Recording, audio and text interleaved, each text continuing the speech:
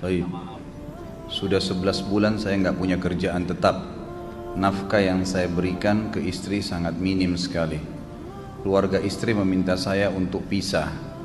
Akhir-akhir ini istri juga sudah tidak tahan. Istri saya bekerja. Sebenarnya kami masih saling menyayangi. Istri saya masih cinta sama saya. Ustadz, gimana saya menyikapi masalah ini? Apa saya ikuti maunya istri dan keluarga? Saat ini istri saya lagi didekati pria lain yang lebih mapan dan kaya. Salahkah saya kalau memukul pria tersebut? Karena pria itu telah mengambil kesempatan dalam kesempitan rumah tangga kami. Ustadz minta amalan atau wirid untuk melapangkan rezeki.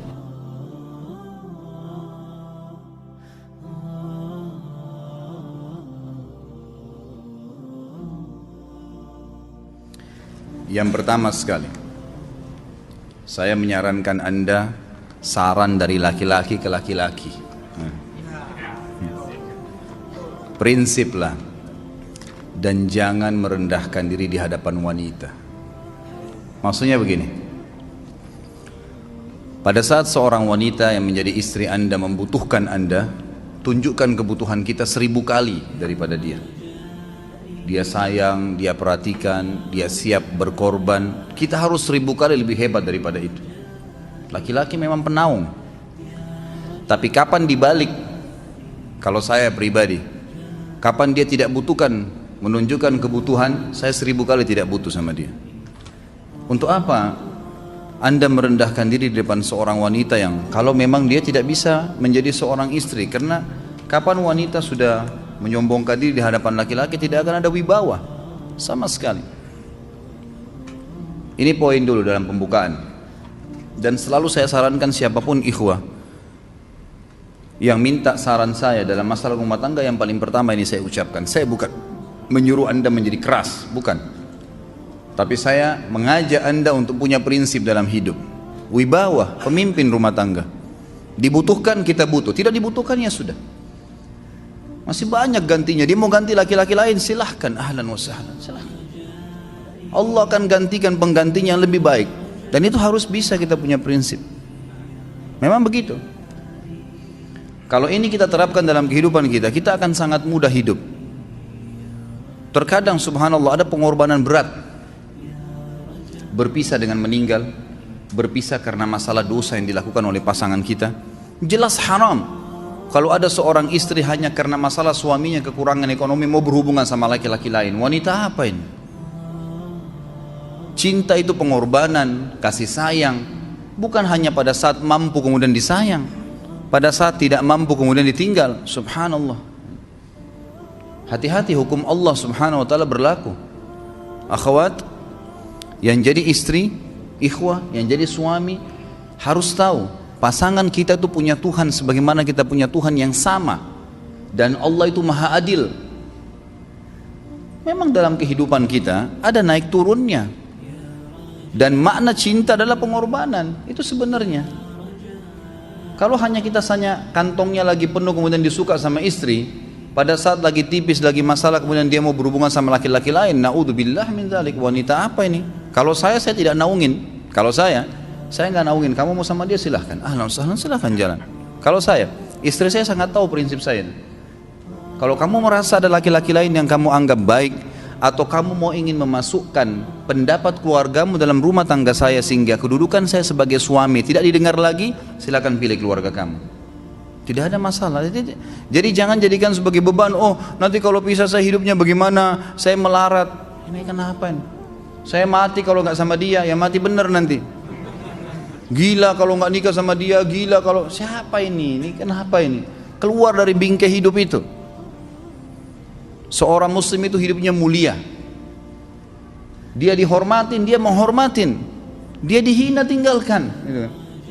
Allah SWT tidak menyuruh kita menghinakan diri, tidak boleh.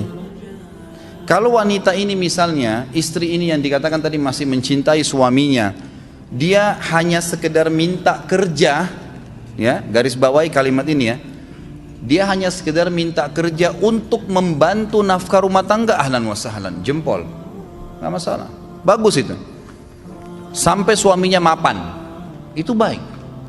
tapi dalam kondisi masih status istri punya hubungan sama laki-laki lain, naudzubillah min dzalik.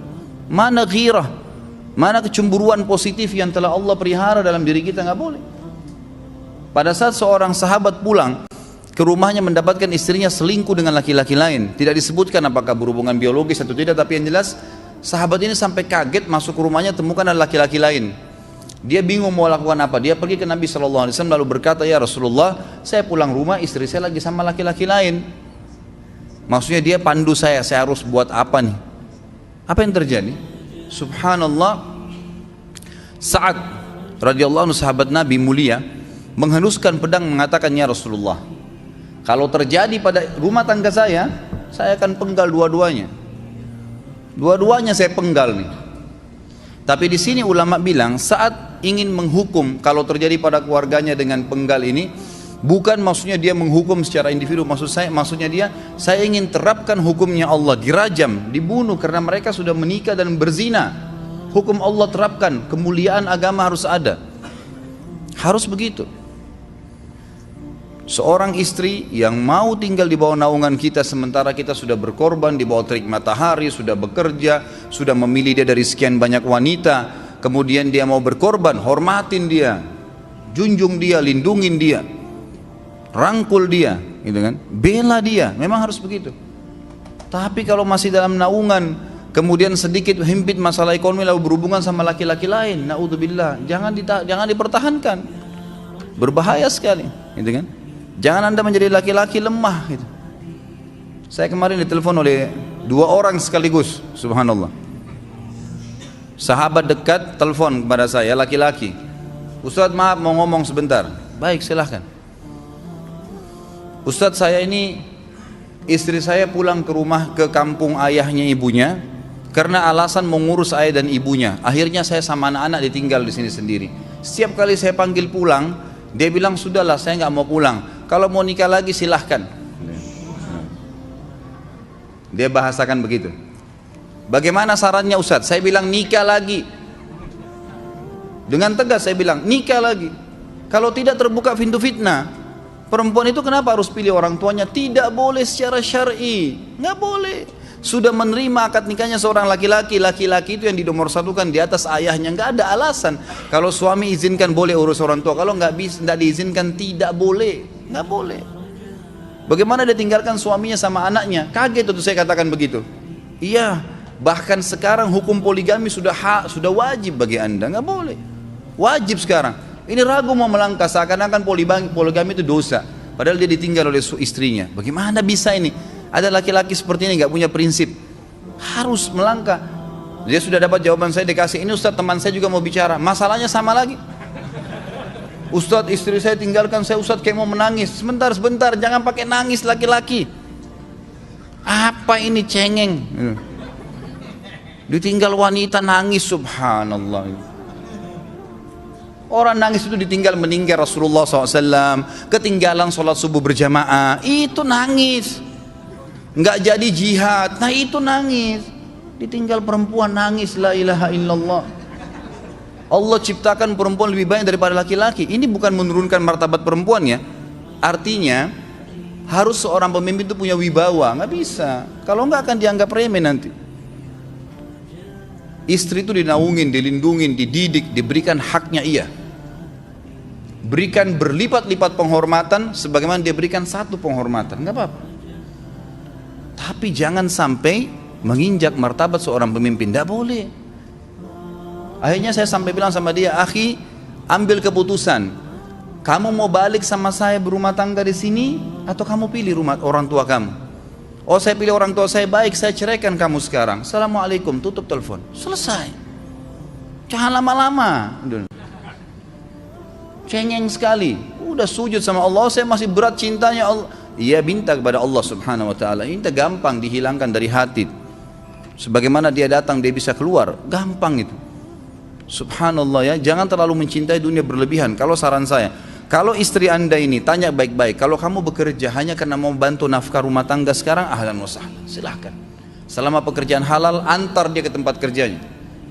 Muliakan dia, jaga, jemput pada saat pulang, anda pembelahnya, begitu.